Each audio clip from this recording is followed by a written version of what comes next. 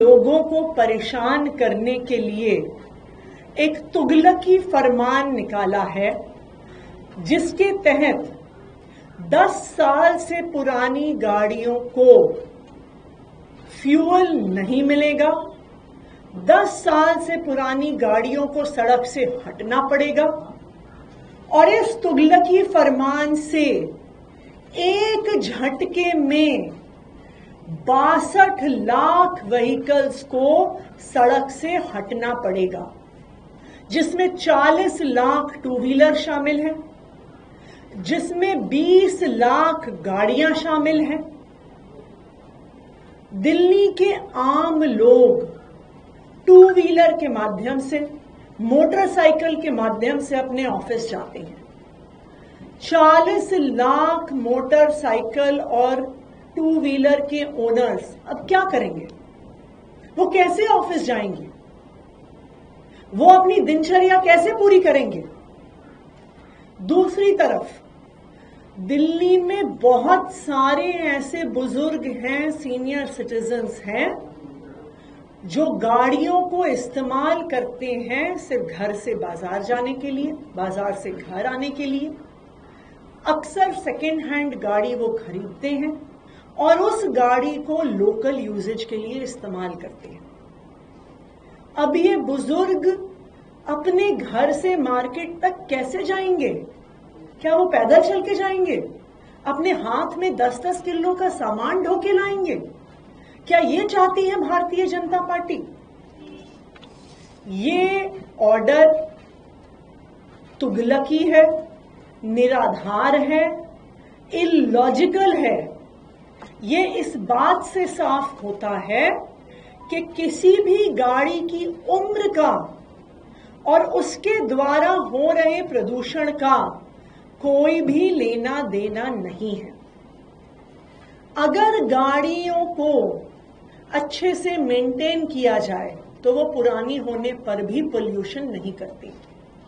दूसरी बात, कोई गाड़ी पुरानी है इसका मतलब ये नहीं है कि वो ओवर यूज्ड है। कई गाड़ियां ऐसी हो सकती हैं जो सिर्फ 7 साल में 3 लाख किलोमीटर चल गई हो। कई गाड़ियां ऐसी होंगी जो 15 साल में भी 50,000 किलोमीटर से ज्यादा नहीं चली हो।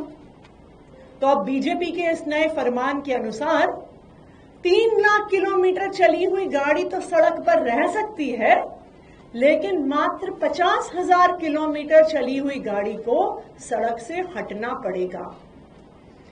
बताइए, ये तुगलकी फरमान नहीं है तो और क्या है? क्या ये सरकार चल रही है या फुलेरा की पंचायत चल रही है कि जो मन में आया वो आदेश पास कर दिया, उसका पोल्यूशन कंट्रोल से कोई लेना देना नहीं है? ऑर्डर इलॉजिकल है, लेकिन भारतीय जनता पार्टी ने फिर भी पास कर दिया। इस आदेश को अगर हम एनालाइज करें तो एक चीज साफ नजर आती है कि इस आदेश का सिर्फ एक ही कारण हो सकता है। क्यों 10 साल पुरानी गाड़ियों को सड़क से हटाया गया है? इसका कारण है कि भारतीय जनता पार्टी की car manufacturers, two wheeler manufacturers से सेटिंग हो गई है। अगर 62 लाख गाड़ियों को सड़क से हटाया गया तो 62 लाख लोगों को नए टू व्हीलर, नई मोटरसाइकिल, नई गाड़ियां खरीदनी पड़ेंगी। इसका फायदा सिर्फ और सिर्फ मोटरसाइकिल बनाने वालों को, गाड़ियां बनाने वालों को हो रहा है और किसी को इसका फायदा नहीं हो रहा। आज मैं भारतीय जनता पार्टी को चैलेंज करती हूं कि पिछले 5 साल में उनको मोटरसाइकिल और गाड़ी के मैन्युफैक्चरर से, इनकी कंपनियों से कितना चंदा मिला है वो दिल्ली के लोगों को बताएं।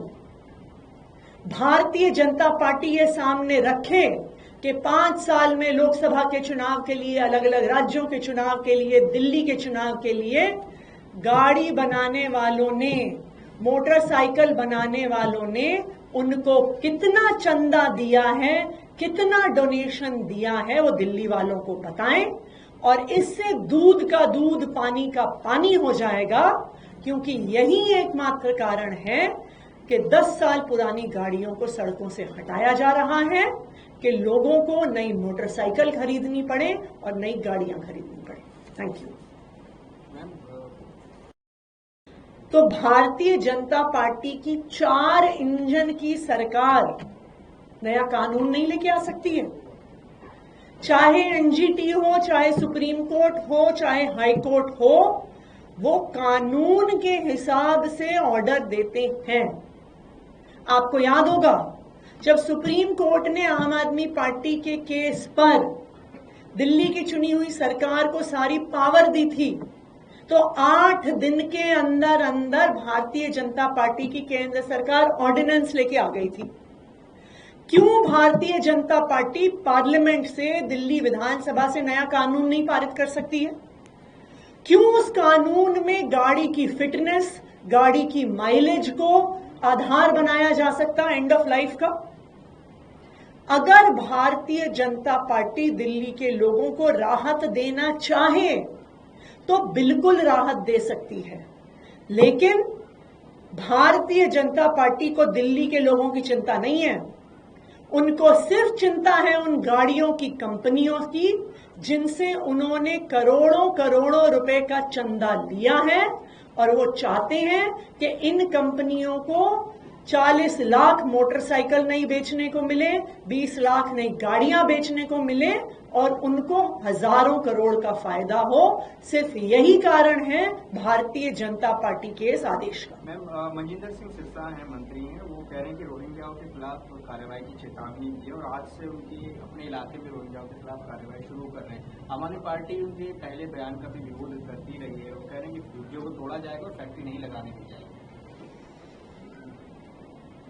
ये वही भारतीय जनता पार्टी है जो चुनाव से पहले दिल्ली की सभी झुग्गी बस्तियों में जाकर प्रवास करती थी।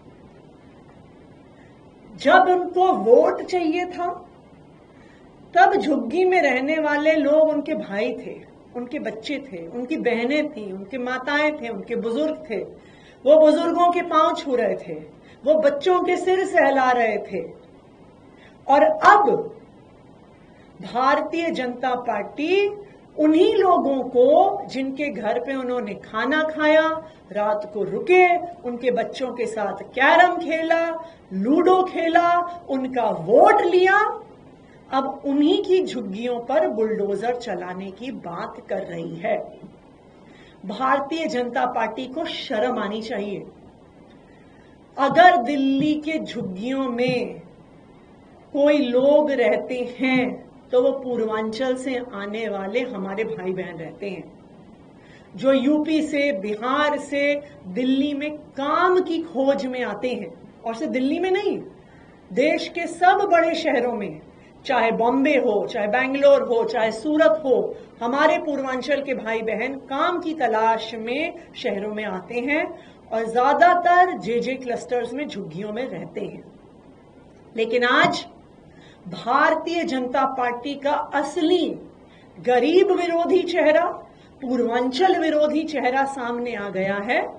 और अगर भारतीय जनता पार्टी इसी तरह हमारे पूर्वांचल के भाइयों बहनों को रोहिंग्या कहती रहे तो इसका जवाब बिहार के लोग, बिहार की जनता आने वाले बिहार चुनाव में उनको देंगे।